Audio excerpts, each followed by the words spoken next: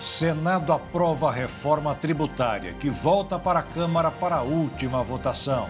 Passagem de Rafah no Egito é fechada mais uma vez, o que poderá dificultar saída de brasileiros marcada para amanhã. Terroristas do Hamas mandam mensagem para avisar que reféns de Gaza serão libertados apenas com troca de prisioneiros. Polícia Federal prende 2 suspeitos de planejar atentados contra israelenses aqui no Brasil. Região da Cracolândia, em São Paulo, tem mais um dia de tumulto e usuários de crack começam a mudar de endereço. Ministro das Comunicações, Juscelino Filho, é investigado por suspeita de negociação de obras para o governo. O Observatório Europeu alerta que 2024 será o mais quente dos últimos 125 mil anos. E os restos de um continente perdido são localizados depois de 155 milhões de anos. O Jornal das 22 já começou.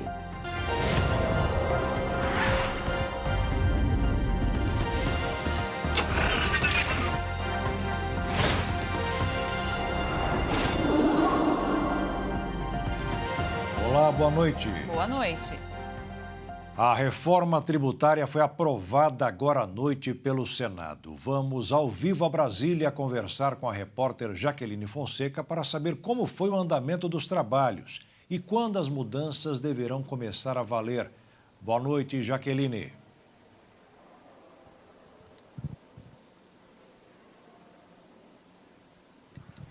Boa noite, Jaqueto, e a todos que acompanham o Jornal das 22.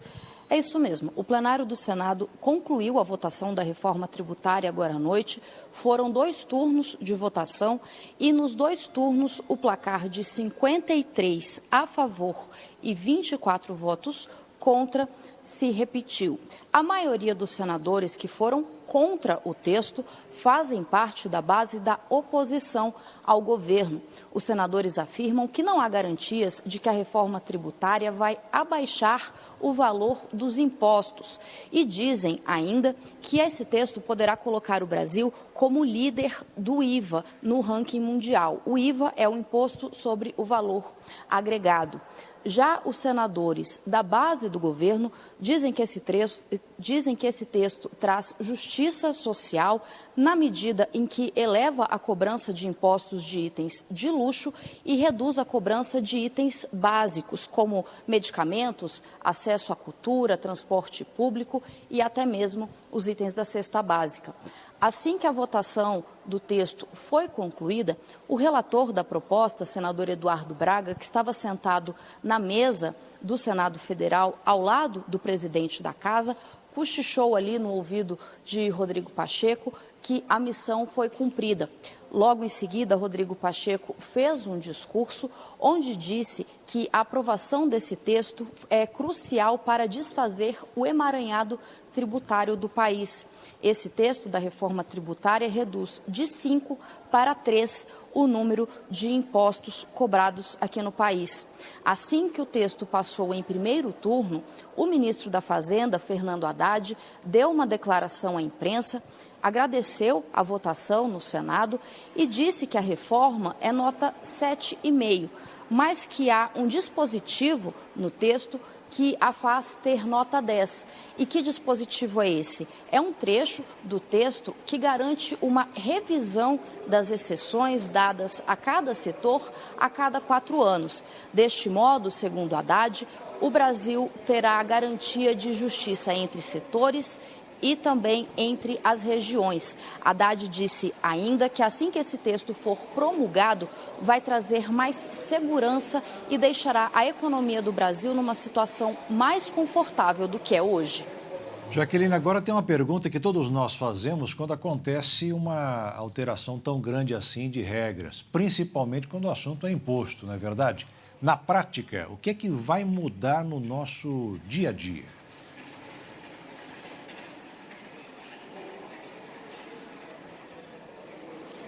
Bom, Jaqueto, essa reforma tributária prevê um período de transição de 7 anos para que o atual sistema tributário deixe de existir e aí então passe a valer essas novas regras, esses novos impostos. Essa transição começará em 2026 e segue até 2032. Apenas em 2033 é que os impostos que a gente paga hoje, o IPI, PIS, COFINS e ICMS, eles serão totalmente extintos e passarão a valer os 3 novos impostos.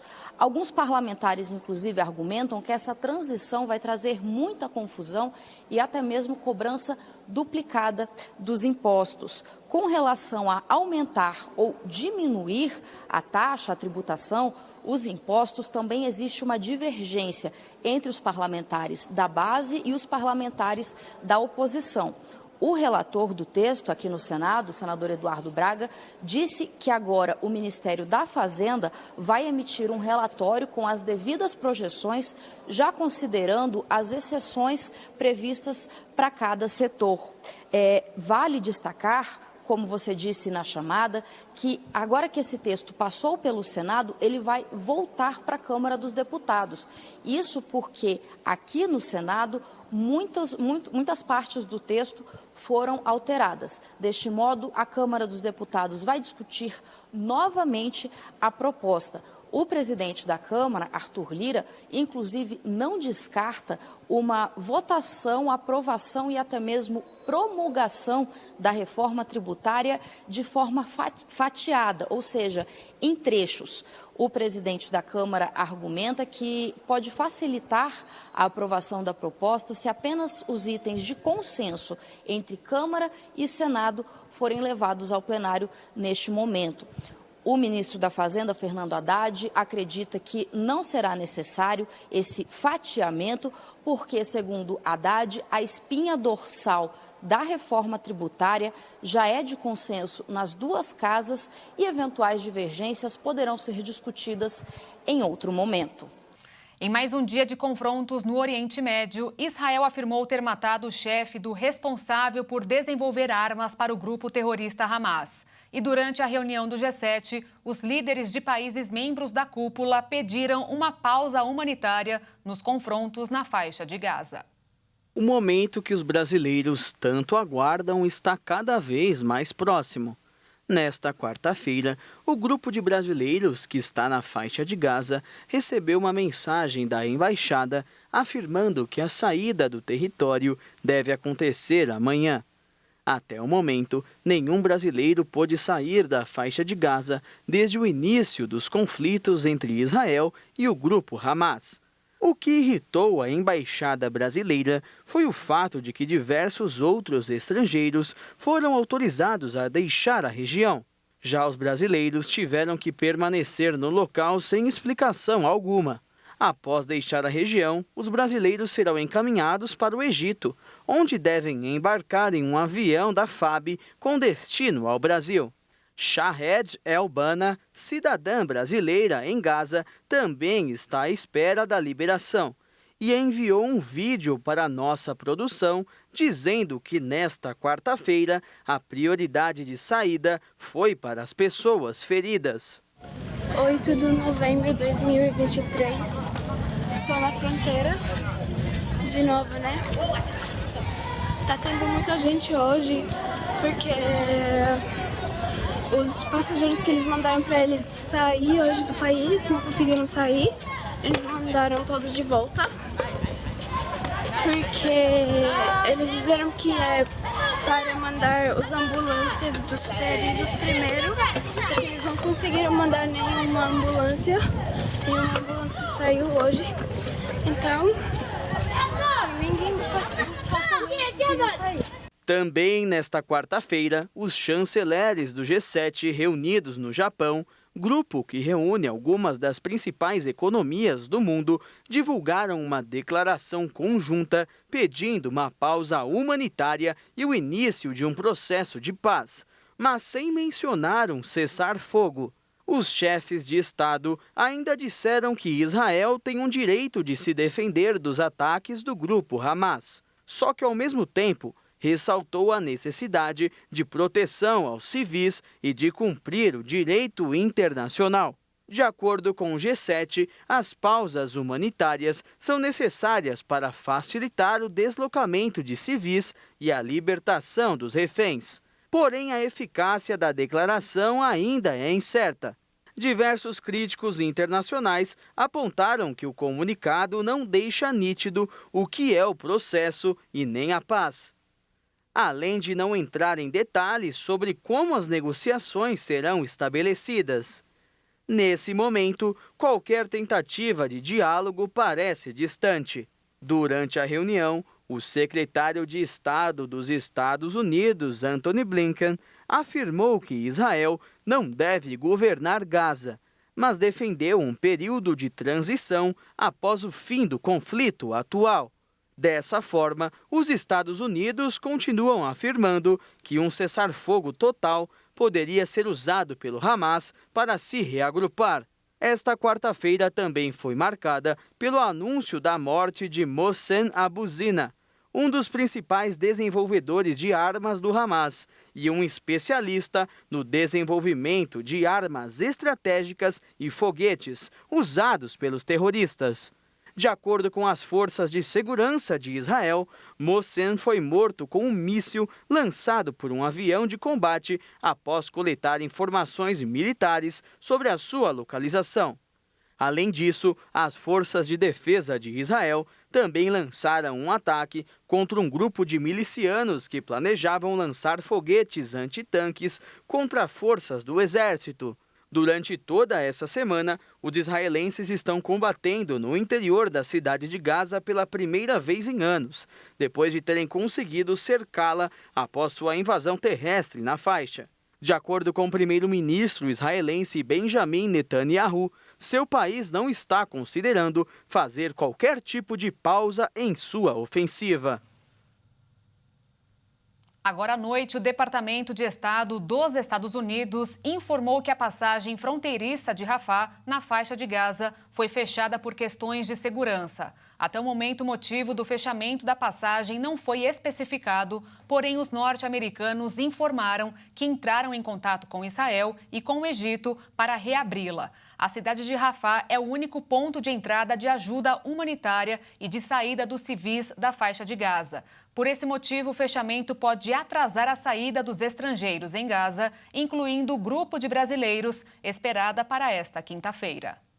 Alguns países continuam tentando mediar um acordo para um cessar-fogo humanitário. Mas, se depender do Hamas, a expectativa não é muito animadora. O grupo terrorista não aceita baixar as armas. O Hamas afirmou nesta quarta-feira que a única maneira de libertar os reféns sequestrados no ataque do dia 7 de outubro é com uma troca de prisioneiros. Mais de 240 pessoas, a maioria civis, foram raptadas pelo grupo islamita palestino em Israel e levadas para Gaza. A questão dos reféns é levada em consideração em todos os detalhes dessa batalha. Nós reafirmamos que a única solução para o assunto é uma troca de prisioneiros, total ou parcial. Uma fonte próxima ao Hamas afirmou à France Press que o Catar conduz negociações para garantir a libertação de 12 reféns, 6 deles dos Estados Unidos, em troca de uma trégua humanitária de 3 dias. Doha já participou de uma mediação que resultou na liberação de 4 sequestrados em outubro. O porta-voz do governo israelense, Eylon Levy, declarou à France Press que não comenta nenhuma negociação, enquanto o primeiro-ministro Benjamin Netanyahu já reafirmou em diversas ocasiões que não haverá cessar-fogo enquanto os reféns não forem libertados. Com números alarmantes, a guerra entre Israel e Hamas já causou mais de 11 mil mortes. Mais de 1.400 pessoas perderam a vida no atentado realizado pelo grupo islamita palestino contra Israel no dia 7 de outubro. Em resposta aos incessantes bombardeios israelenses à faixa de Gaza, já mataram mais de 10.300 pessoas, entre elas mais de 4.000 crianças, segundo o Ministério da Saúde do governo do Hamas. A guerra no Oriente Médio também causou muitas mortes entre os profissionais da imprensa. Até o momento, pelo menos 39 jornalistas foram mortos enquanto trabalhavam para levar ao mundo informações sobre a guerra. O número considerado alto é mais que o dobro do registrado nos 20 meses da guerra da Ucrânia, que até o momento é 17. De acordo com o Comitê para a Proteção de Jornalistas, os profissionais presentes em Gaza enfrentam riscos elevados, principalmente aqueles que buscam cobrir em tempo real os ataques terrestres à cidade de Gaza. A Polícia Federal prendeu 2 pessoas nesta quarta-feira suspeitas de ligação com o Hezbollah no Brasil e também cumpriu 11 mandados de busca em Brasília, São Paulo e Minas Gerais. Segundo a investigação, os brasileiros preparavam atos de terrorismo no Brasil com foco em ataques a prédios da comunidade judaica.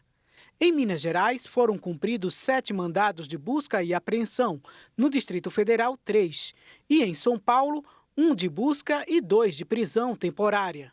A Polícia Federal explicou que o objetivo dessa operação, batizada de Trapiche, é também obter provas de possíveis recrutamento de brasileiros para a prática de atos extremistas.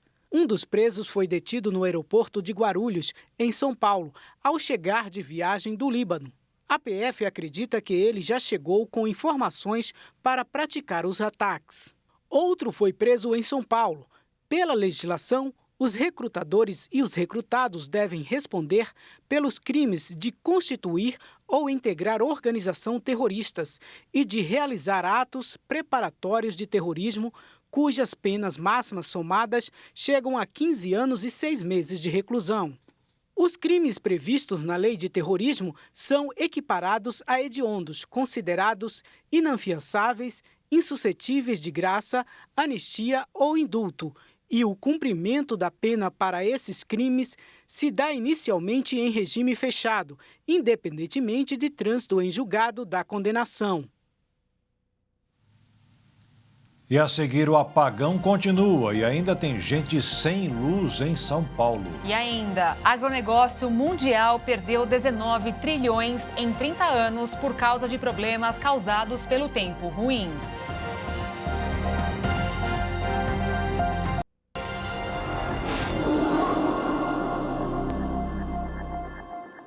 A Comissão Parlamentar de Inquérito da Enel, na Assembleia Legislativa de São Paulo, aprovou nesta quarta a convocação de Nicola Cotugno, presidente nacional da empresa, e de Max Xavier Lins, presidente da Enel SP.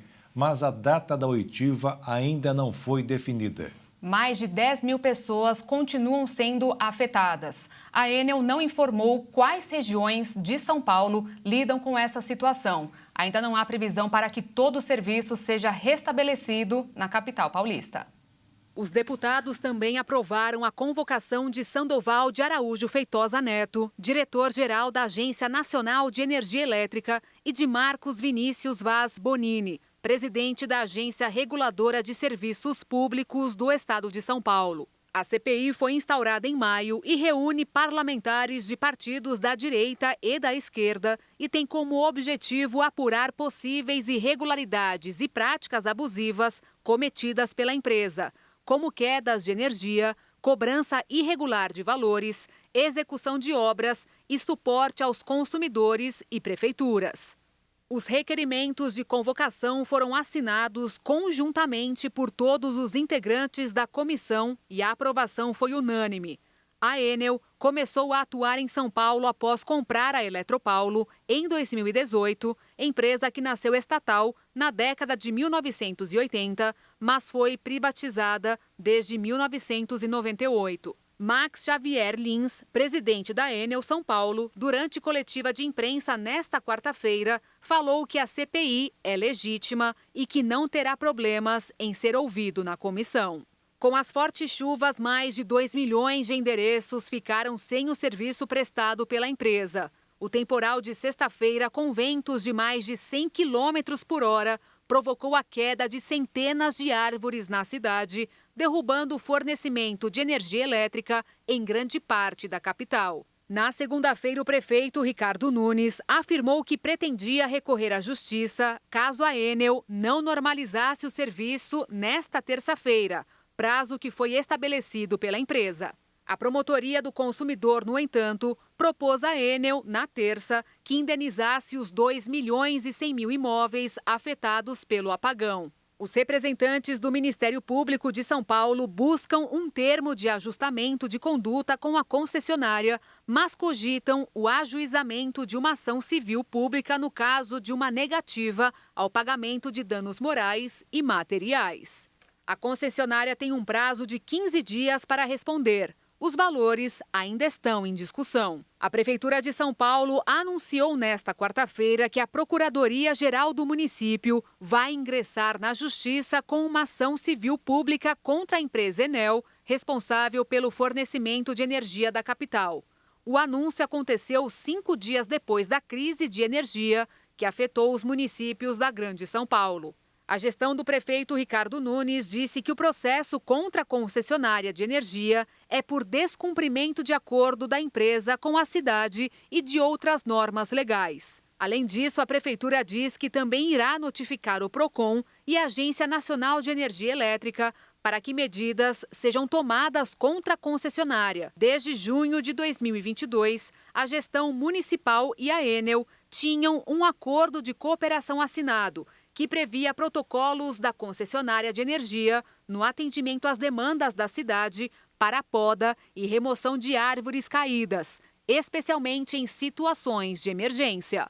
O documento deixa claro que o manejo e poda das árvores é responsabilidade da gestão municipal, mas em caso de árvores em contato com a fiação elétrica, a Enel deve apoiar as equipes de manejo da prefeitura no serviço.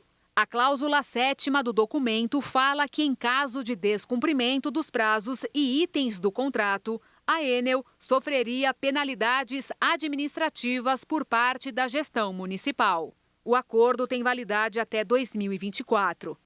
As vendas no varejo aumentaram 0,6% em setembro. O resultado que surpreendeu os analistas foi puxado pelos supermercados e pelo setor de medicamentos. O que mais caiu foi a venda de combustíveis e o setor de roupas e calçados. O IBGE informou que no acumulado em 12 meses, o varejo subiu 1,7% e nos 9 primeiros meses do ano, 1,8%. A Black Friday, um evento que oferece descontos e ofertas em lojas físicas e online, deverá movimentar mais de 15 bilhões de reais no Brasil este ano. O valor é resultado de uma pesquisa feita pela Associação Brasileira das Empresas de Cartões de Crédito e Serviços, que afirma que quase 50% das compras serão feitas pelo cartão de crédito, seguido pelo Pix e o dinheiro em espécie. Ainda de acordo com o levantamento, metade dos entrevistados deverão gastar pouco mais que um salário mínimo, cerca de R$ 1.400. Segundo o presidente da associação, Giancarlo Greco, nos últimos 4 meses houve uma queda na inadimplência do cartão de crédito, tendência que deve continuar. E por isso, a expectativa é que muitas pessoas usem a data para comprar aquilo que tanto desejam. O setor público brasileiro fechou as contas de setembro com saldo negativo de 18 bilhões de reais.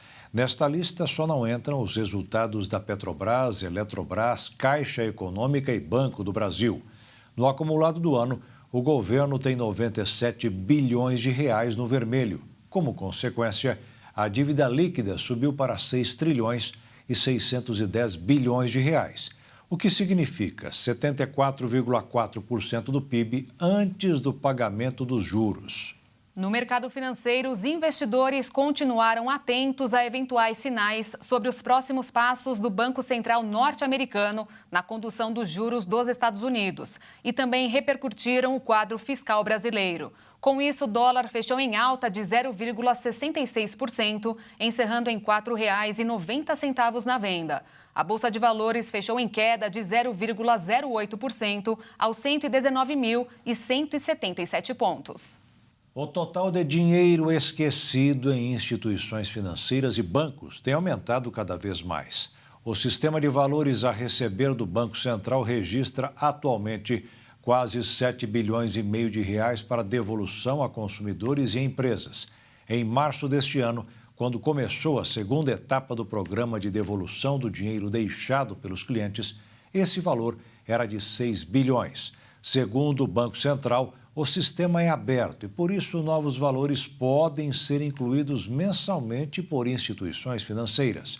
A consulta e o pedido de resgate podem ser feitos a qualquer momento e os valores não resgatados permanecem guardados nas instituições financeiras.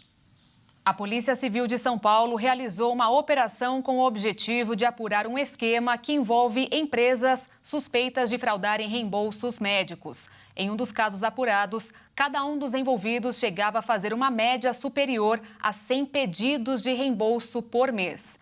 Durante esta quarta-feira, foram cumpridos mandados de busca e apreensão em 18 endereços ligados a supostas empresas de fachada, residências, laboratórios e até escritórios de advocacia. As investigações começaram a partir de uma representação da Federação Nacional de Saúde Suplementar, que representa 15 grupos de planos de saúde no país, sobre a atuação de uma empresa chamada V Eventos. Um dos relatos é que em apenas 5 meses, os funcionários dessa empresa realizaram mais de 2.300 solicitações de reembolso de procedimentos a 7 operadoras. As notas fiscais totalizaram valores superiores a 5 milhões de reais, o que deu origem a 1.700.000 reais em reembolsos. De acordo com a Federação Nacional de Saúde Suplementar, 14 beneficiários da empresa fizeram mais de 8.000 procedimentos em 7 operadoras entre maio e setembro de 2022, o que dá uma média de 4 procedimentos por dia ou 590 por mês para cada beneficiário. O setor agropecuário mundial sofreu uma perda equivalente a 19 trilhões de reais devido às catástrofes climáticas ocorridas entre os anos de 1991 e 2021. Números que correspondem a um prejuízo médio anual que equivale a 5% do PIB agrícola mundial por ano. Em média, 69 milhões de toneladas de cereais, 40 milhões de toneladas de frutas e legumes e 16 milhões de toneladas de carne, produtos lácteos e ovos foram perdidos nos 30 anos analisados pelo estudo da Organização das Nações Unidas para a Alimentação e Agricultura. Esta foi a primeira estimativa sobre as perdas no campo em decorrência do clima. O estudo também considerou o impacto de crises sanitárias e guerras no fluxo de colheitas e acesso aos alimentos. De acordo com os idealizadores do estudo, os desastres recorrentes têm potencial de acabar com os ganhos na segurança alimentar e arruinar a sustentabilidade dos sistemas agroalimentares. Nos países mais pobres, as perdas relativas são mais elevadas do que em países mais ricos. O estudo também mostrou que a ocorrência desses eventos extremos com impacto na produção agropecuária saltou de 100 por ano na década de 1970 para 400 nos últimos 20 anos. O aumento se deve principalmente às mudanças climáticas. Os números divulgados pelo estudo mostram a triste realidade vivida no setor, onde eventos cada vez mais frequentes e impactantes retiram bilhões do setor agropecuário, dados que reforçam a necessidade de intensificar a transição de modelos de produção para as que emitem menos gases poluentes e se adaptarem às mudanças climáticas. No Brasil, por exemplo, as estiagens consecutivas geraram quebras de safras de grãos no sul. No sudeste, especialmente em São Paulo e em Minas Gerais, as geadas afetaram a produção de café. No Mato Grosso do Sul, animais morreram de frio, sem contar com os ciclones e enchentes que destruíram cidades, mataram pessoas e devastaram os produtores rurais gaúchos.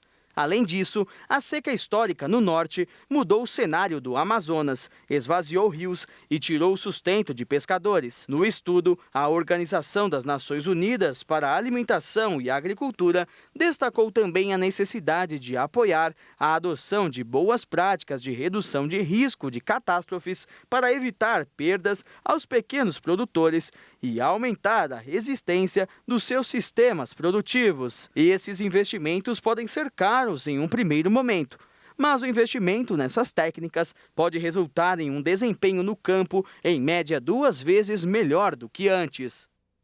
E a seguir, região da Cracolândia, em São Paulo, tem mais um dia de tumulto e usuários de crack começam a mudar de endereço. E veja também, o Observatório Europeu alerta que 2023 será o mais quente dos últimos 125 mil anos.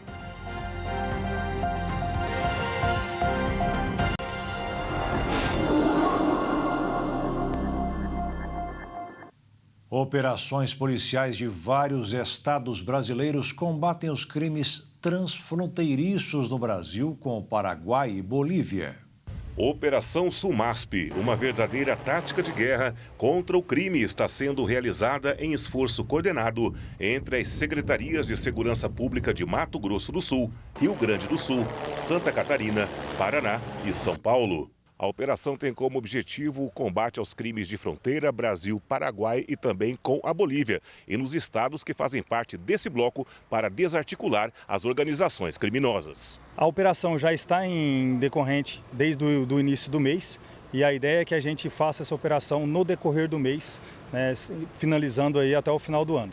Esta é a terceira operação entre os estados somente em 2023. As equipes de Dourados, que foram para o campo de combate ao crime, contam com um efetivo de 40 homens, entre policiais militares de Mato Grosso do Sul e São Paulo, 12 viaturas, 6 cães farejadores, além de 2 helicópteros, um do Departamento de Operações de Fronteira e o outro da Polícia Militar de Santa Catarina. A ideia da operação é a gente trabalhar de forma coordenada, né, com inteligência, e policiamento ostensivo nas fronteiras e divisas, né, justamente para combater o crime organizado. Então, o que chamou a atenção foi o crescimento do crime organizado e a gente sabe que o Mato Grosso do Sul é um corredor, né, de passagem desses crimes, então os tráficos de drogas, contrabando e descaminho, que são ocorrências de fronteira que passam pelo Mato Grosso do Sul, vão acessar outros estados.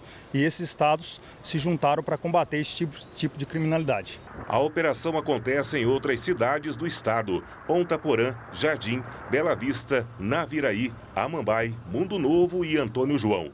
Tudo de forma coordenada entre vários órgãos de segurança pública e com centros integrados de comando e controle. A interação com os policiais, tanto militares quanto civis, quanto polícia técnica, em que vão trocar informações e conhecer o terreno operando para poder combater melhor o crime organizado. Em outra frente de combate, acontece a Operação Silent Hill, realizada pela DEFRON, a Delegacia Especializada de Repressão aos Crimes de Fronteira, também com a participação da Polícia Civil do Paraná, Santa Catarina e São Paulo. São 49 viaturas e mais de 200 policiais envolvidos, que já identificaram organizações criminosas ligadas ao narcotráfico e que são acusadas de contratar pistoleiros e utilizar armas de grosso calibre para matar integrantes de grupos rivais.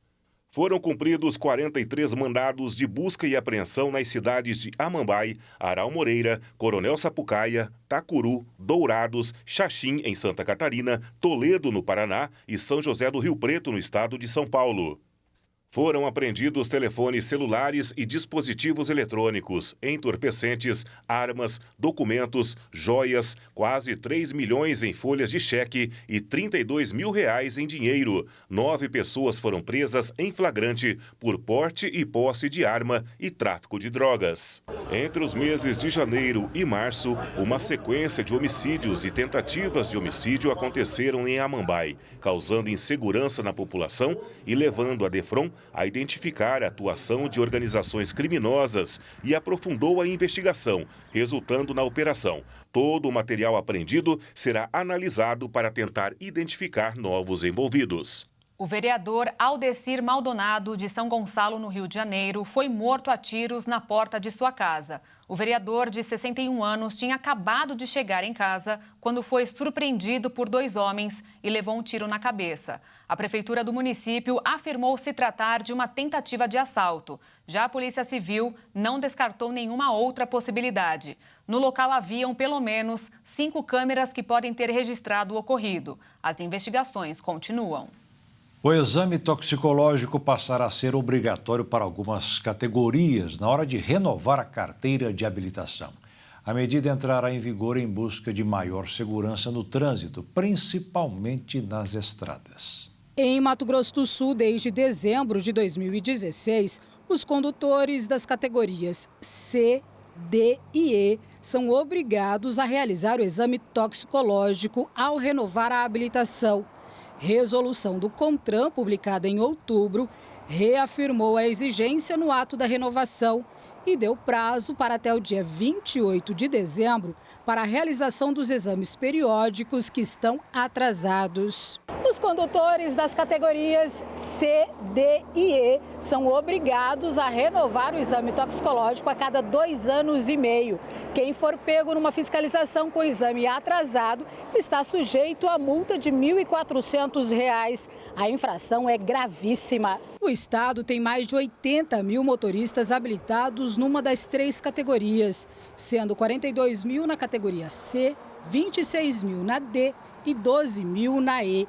O exame é para evitar que os condutores dirijam sob efeito de substâncias psicoativas. Para resguardar vidas, evitar acidentes, principalmente nas estradas. O condutor que tem CNH digital habilitada no celular tem a vantagem de ser avisado 30 dias antes do vencimento. A Comissão de Constituição e Justiça do Senado aprovou hoje um projeto que estabelece que o réu seja inocentado quando um julgamento terminar em empate. Atualmente, os tribunais superiores usam esse critério apenas para conceder habeas corpus. Agora poderá aparecer em processos criminais. Uma possível brecha para que beneficiem políticos que respondem, por exemplo, a processos de corrupção. A proposta agora vai ao plenário. Se aprovado, voltará à Câmara dos Deputados. O fluxo de usuários de drogas que formam a chamada Cracolândia se deslocou para perto da Estação da Luz, no centro da capital paulista. Parece notícia antiga, Beatriz, mas é a notícia de hoje. É mais uma vez, se repete a mesma história no centro da capital paulista, porque com a chegada do grupo, que aconteceu na noite de ontem, durante toda a madrugada desta quarta-feira, policiais entraram em confronto. Só nesse ano, os usuários de drogas já passaram por mais de 10 endereços. Após passarem por praticamente todo o centro de São Paulo, os usuários de drogas foram dispersados e expulsos da Rua dos Gusmões, onde estavam passando a noite nos últimos meses e agora se concentraram nos arredores da Estação da Luz. Após a chegada deles, aconteceu uma ação comandada pela Guarda Civil Metropolitana em parceria com a Polícia Militar. As forças militares e os usuários de drogas entraram em confronto. Alguns usuários até arremessaram pedras nos agentes envolvidos e um PM foi atingido no braço. Durante a operação policial, algumas ruas da região foram interditadas pelo fluxo. Alguns usuários até atearam fogo nos lixos e interditaram algumas vias da região. Durante toda esta quarta-feira, as polícias civil e militar, em conjunto com a Guarda Civil Metropolitana, continuaram realizando ações para liberar as vias da região, proteger a população e prender traficantes e criminosos para coibir a criminalidade na região central. Segundo pesquisadores europeus do Observatório Copérnicos, 2023 deve terminar como o ano mais quente em 125 mil anos. Esse recorde pode ser superado já no próximo ano. Essas projeções foram feitas com base na paleoclimatologia, que é a área que estuda as variações climáticas ao longo da história da Terra. A onda de calor associada a outros eventos climáticos extremos está relacionada com o fenômeno El Niño e as contínuas emissões de gases de efeito estufa em atividades humanas. O mês passado foi o outubro mais quente já registrado no planeta, pois alcançou 1,7 graus a mais do que a média para o mês de outubro, no período de 1850 a 1900, nível pré-industrial. Desde janeiro, a temperatura média do planeta é a mais quente já registrada para os primeiros 10 meses do ano, sendo 1,43 graus acima da média. A Organização Meteorológica Mundial alerta que o fenômeno climático El Niño deve durar até pelo menos abril de 2024 e contribuir para um novo aumento de temperaturas em várias partes do mundo. O próximo ano pode ser ainda mais quente do que 2023. Algumas regiões serão impactadas por eventos extremos, como ondas de calor, chuvas fortes e incêndios florestais. A Organização Meteorológica Mundial ressalta que, em meio a eventos climáticos extremos cada vez mais frequentes, as comunidades vulneráveis são mais suscetíveis a sentir impactos maiores. Sobre os desastres, o número de eventos de médio ou grande porte previsto é de 560 por ano, ou 1,5 por dia, até 2030. Em países com cobertura limitada de alerta precoce, a mortalidade por desastres é 8 vezes maior do que em países com cobertura substancial ou abrangente, diz a Organização de Estudos Climáticos. O especialista em climatologia e geologia Rodolfo Bonafim explicou o que está acontecendo. Historicamente falando, o El Niño ele causa muita chuva na região sul e pouca na região sudeste. Mas não é o que está acontecendo esse ano. Embora as maiores tragédias estejam acontecendo lá no sul, a região sudeste também está sofrendo.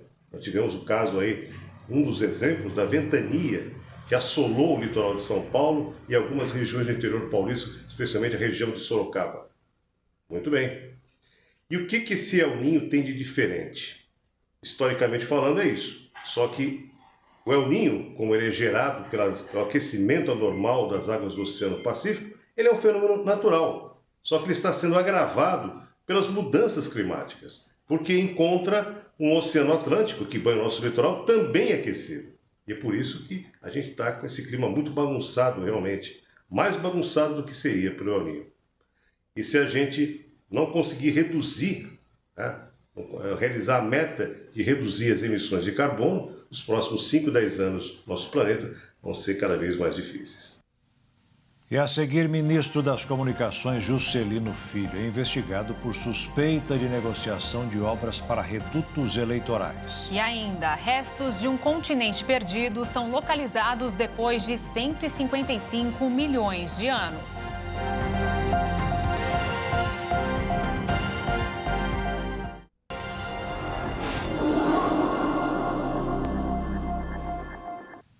Uma operação da Polícia Federal realizada hoje bloqueou quase 3 bilhões de reais do comércio ilegal da extração de metais nobres na região norte do país.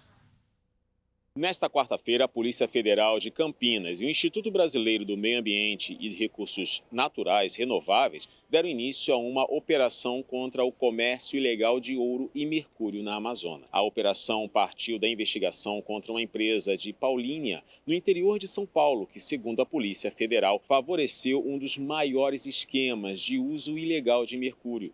Ainda segundo a PF, os crimes em apuração estão relacionados ao contrabando e acobertamento do elemento químico, que tinha como destino final o abastecimento de garimpos em áreas que compõem a Amazônia. O objetivo é encontrar provas que confirmem o funcionamento desse esquema, além de identificar os responsáveis pelo comércio e os compradores finais do mercúrio ilegal, buscando identificar o patrimônio adquirido por meio desta atividade. A pedido da corporação e do órgão, a Justiça determinou o bloqueio de quase 3 bilhões de reais em bens dos investigados e estabeleceu o pagamento de 200 salários mínimos para reparar os danos ambientais causados pela quadrilha. A Aeronáutica confirmou que, para combater o crime organizado, as Forças Armadas poderão revistar passageiros, bagagens e cargas nos aeroportos de São Paulo e Rio de Janeiro. Desde a última segunda-feira, quando a Operação de Garantia da Lei e da Ordem entrou em vigor, mais de 600 militares trabalham nos locais. A Força Aérea Brasileira está atuando junto a outros órgãos. Até agora, nenhuma apreensão foi feita. Mensagens obtidas pela Polícia Federal mostram a relação entre o ministro das Comunicações, Juscelino Filho, do União Brasil do Maranhão, e o empresário Eduardo José Barros Costa, sócio oculto da Construservice, para tratar da destinação de emendas, execução de obras e pagamentos a terceiros. A PF encontrou as mensagens após apreender o celular do empresário, que é conhecido como Eduardo DP. A operação em questão foi deflagrada em julho de 2022, durante a primeira fase da Operação Odarco, que mirava supostos desvios em contratos da Construservice, pagos com dinheiro de emendas em especial destinadas para a Codevasf, estatal federal comandada pelo Centrão. Já em setembro deste ano, já na terceira fase da operação, a irmã de Juscelino Filho, Luana Rezende, foi alvo da Polícia Federal e chegou a ficar temporariamente afastada do cargo que ocupa de prefeita de Vitorino Freire, no estado do Maranhão, por ordem de Luiz Roberto Barroso, ministro do STF. Na mesma oportunidade, a PF pediu busca e apreensão contra o ministro de Lula, mas Barroso negou a solicitação. Para os investigadores, o ministro e Eduardo DP estabeleceram uma relação criminosa para fraudar licitações e desviar recursos de pavimentações feitas no Maranhão. A assessoria do ministro divulgou uma nota assinada pelos seus advogados. Segundo eles, não há nada ilegal nas obras e chama de ilação absurda qualquer suspeita de benefício pessoal de Juscelino por meio das emendas. Em junho de 2019, o então deputado pede para Eduardo DP retomar uma obra e cita uma nova frente grande de contratos na Codevasf. Dias depois, ele escreve novamente ao empresário: precisamos sentar para ajustar as coisas de lá aparente. Tem aquela obra da Codevasf também que já dá para dar ordem de serviço. Juscelino também afirma que está há quase um mês tentando sentar com o empresário e volta a cobrá-lo sobre as obras. A apuração também mostra diálogos entre o ministro e o empresário sobre licitações e pagamentos. As conversas em posse da Polícia Federal são do período de 2017 a 2020. Em áudio enviado para o empresário, Juscelino reclama da ausência de alguns documentos e diz à polícia deixar claro a importância do agora ministro no esquema. Segundo a Polícia Federal, Juscelino Filho atuou para a Construservice em mais de uma licitação. A investigação afirma que ele é quem faz a ponte entre a empresa de Eduardo DP e a Public Consultoria em 2017, que havia sido contratada pela Prefeitura de Vitorino Freire para atuar em procedimentos licitatórios. Todos os anos falamos do Novembro Azul, mês de prevenção e combate ao câncer de próstata e da saúde do homem de um modo geral. Mas é bom falar sobre a conscientização dessa doença nos pets. Este bonitão aí é o Leão, tem 8 anos. A tutora explica que ele só não foi castrado ainda porque tem um tumor na genitália. Na sua avaliação, por que é tão importante castrar?